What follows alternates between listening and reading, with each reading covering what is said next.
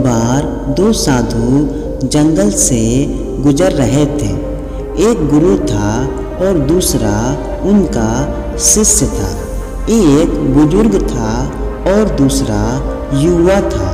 बूढ़े साधु ने अपने कंधे पर एक झोली टांग रखी थी।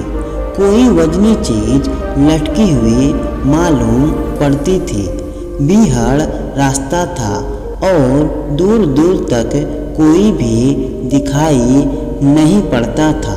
उस बूढ़े साधु ने अपने शिष्य से पूछा कि बेटे, जंगल में कोई डर तो नहीं है?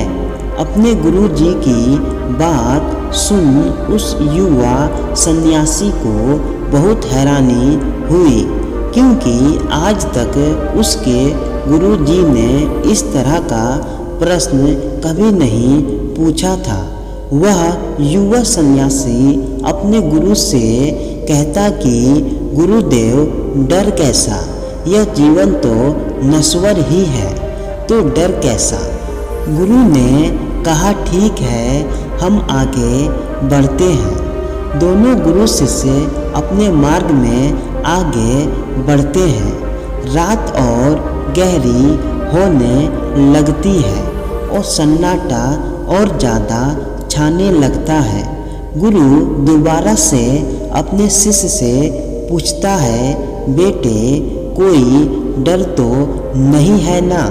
शिष्य चौंकता है और कहता है कि डर कैसा और किस बात का डर? हम सन्यासी हैं, भले हमें कैसा डर? शिष्य की बात सुन गुरु ने कहा कि ठीक है, हम आगे बढ़ते हैं। थोड़ा आगे चलने पर उन्हें एक कुआं मिलता है। शिष्य कुएं से पानी निकालता है और अपने गुरु को दे देता है। गुरु अपने शिष्य को अपने झोले को दे देता है और पानी पीने लगता है। शिष्य को शक तो पहले से ही था कि झोले में कुछ तो जरूर होना चाहिए, क्योंकि आक्रमण का भय पैदा होना असंभव है। जैसे ही शिष्य अपने गुरु की झोले में हाथ डालता है, वह देखता है कि उसमें एक सोने की ईंट है। ईंट को देखते ही शिष्य समझ जाता है कि भय का कारण यही है।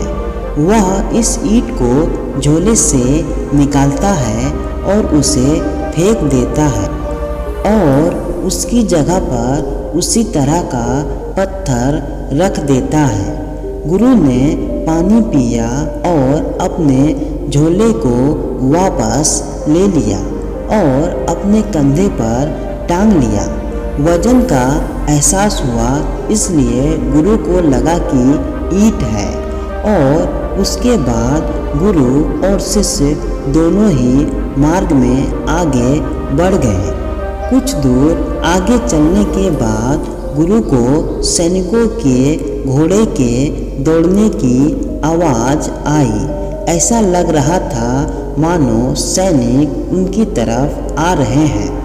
गुरु घबराकर अपने शिष्य से पूछता है कि यहाँ कोई भय तो नहीं है, कोई डर तो नहीं है ना?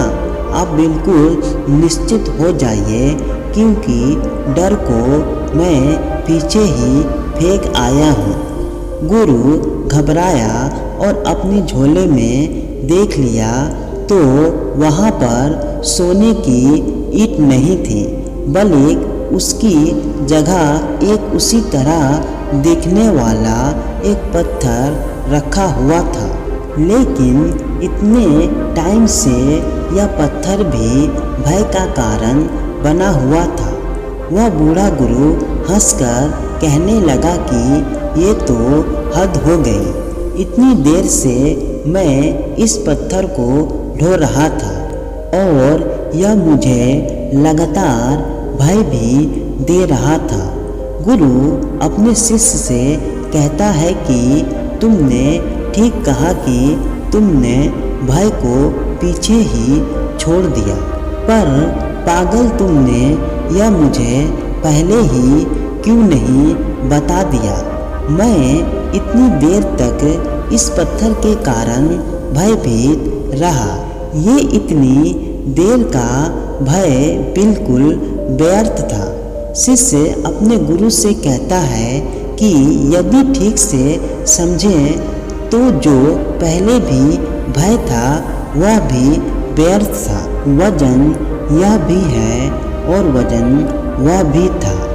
यह पत्थर दिखाई पड़ता है और वह सोना दिखाई पड़ता था। यदि आप भी इस पत्थर को ना देखते तो आपकी पूरी रात डर में बीतती।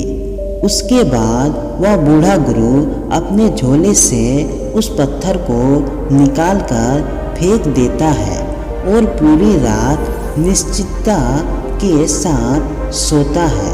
कहानी से सीख, भय सिर्फ हमारी मान्यताएं हैं। यदि आप वास्तविकता को नहीं देखेंगे तो सोना भी भय देगा और पत्थर भी भय देगा। अगर एक बार वास्तविकता को देख लिया तो भय कैसा और कहाँ का भय। अपने जीवन से भय को समाप्त करने का केवल एक ही तरीका है और वो है वास्तविकता को देख लेना।